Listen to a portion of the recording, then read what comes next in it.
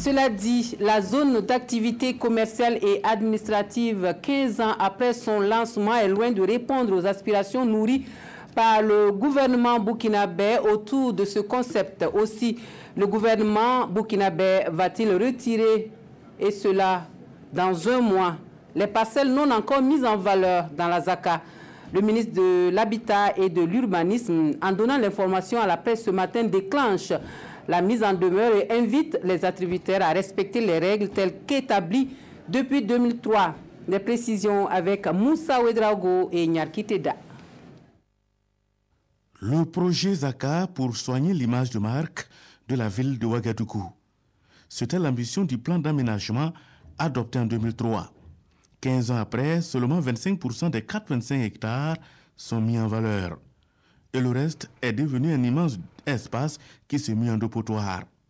Le ministère en charge de l'urbanisme monte alors au créneau et rappelle les termes des cahiers de charges qu'il faut à tout prix respecter.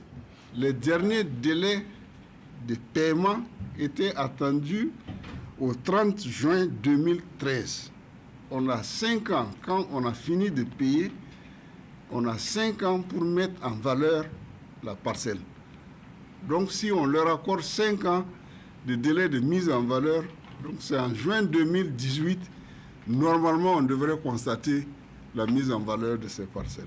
La bataille est alors engagée et le communiqué du ministère donne un mois aux attributaires de respecter scrupuleusement les règles du jeu du projet ZACA, mais comment? Ils ont eu 5 ans, ils ne se sont pas exécutés. D'ici un mois, qu'est-ce qui est demandé? Quelqu'un qui a un projet de construction, il y a des procédures aussi à ZACA, c'est de faire approuver son projet, demander le permis de construire. S'il s'engage de manière concrète dans un investissement, l'objectif, ce n'est pas autre chose. Ça, on va aviser en son temps, ce n'est pas plus compliqué que cela.